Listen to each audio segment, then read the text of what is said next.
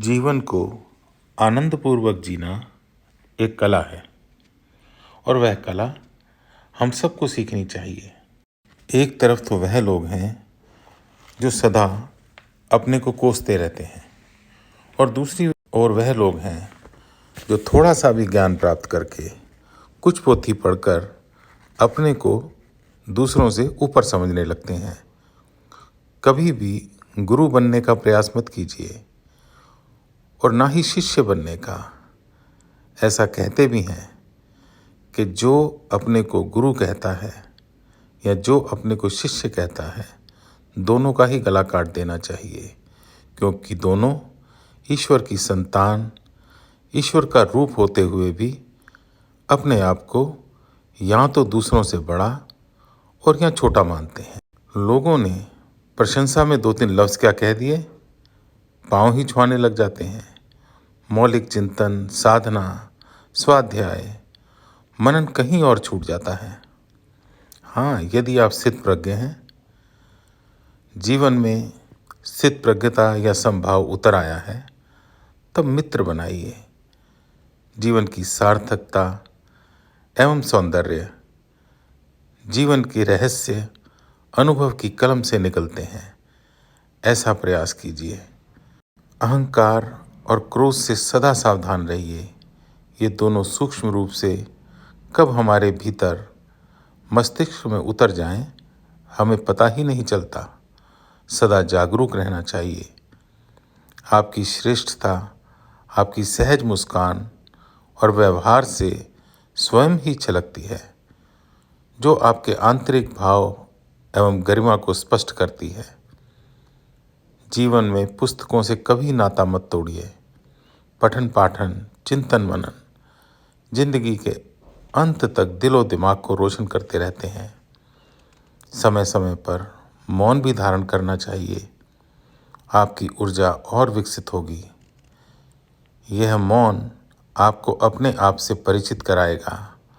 परम तत्व की स्मृति सदा बनी रहेगी। निरंतर अभ्यास से जीवन में समग्रता आएगी। हंसी के फव्वारों से भरी सकारात्मक बातें जीवन में आनंद की वृद्धि करती हैं। विश्वास कीजिए, जीवन गंभीर यात्रा नहीं है। जीवन की दिनचर्या के दौरान कर्णप्रिय मीठे शब्दों का चयन कीजिए। सत्य को भी मीठा बनाकर ही बोलें। दूसरों का दिल कभी नहीं दुखाना चाहिए।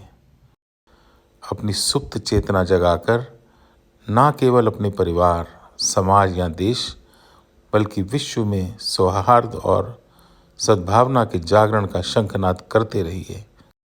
इसके लिए परम आवश्यक है कि दूसरों को बदलने के बजाय हम स्वयं अपने आप को ही बदलें।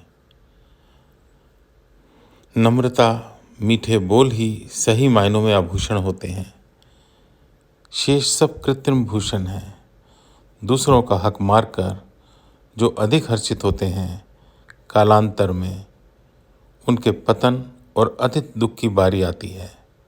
याद रखिए, रिश्तेदारी या समाज में शायद ही कोई ऐसा व्यक्ति होगा जिसके विरोधी ना हो। आवश्यक है कि हम कितने प्रेम, आपसी सौहार्द और सकारात्मक सुमधुर व्यवहारों से जीवन को कैसे समुन्नत बनाते हैं। जीवन में कई बार हम धर्म संकट में फंस जाते हैं, सच्चाई और नैतिकता के बीच उलझ कर रह जाते हैं। एक कश्मकश सी चलती रहती है। ऐसे लम्हों में अपने विवेक, संयम एवं अंदरूनी शक्ति आपके मार्गदर्शक बनते हैं। इसीलिए कहते हैं, जहाँ भी मौका मिले मौन धारण कीजिए, अपने अंतर को देखिए, अपने अंदर स्थिरता पैदा कीजिए, स्थित प्रज्ञ बनिए। यह सब गुण आभूषण हैं और यही आभूषण आपको इस संसार में शोभा दिलाते हैं। ब्रह्मचर्य के विषय में तो इतना ही कहना है। जो सदा ब्रह्म में रमण करे, उस अनुपम प्राकृतिक ऊर्जा यानी काम की ऊर्जा को रूपांतरित करिए। इसे विवेकपूर्ण तरीके से संयमित करना आवश्यक है। हाँ, इसका दमन अप्राकृतिक है, जो कई विकृत प्रवृत्तियों एवं विकारों को जन्म देता है। भगवान शंकर ने काम को खत्म किया, पर दूसरे ही पल उसे अपने मन में निवास दिया, वरना जगत ठप हो जाता। तावीज, नगीने इत्यादि का विक्रय करने वाले जो मशरूम की तरह फैल रहे हैं, उनके संबंध में आज की युवा पीढ़ी से बस इतना ही कहना है कि इन दुकानों से बचें, इनमें ना उलझें, केवल इन्हें माफ़ कर दें।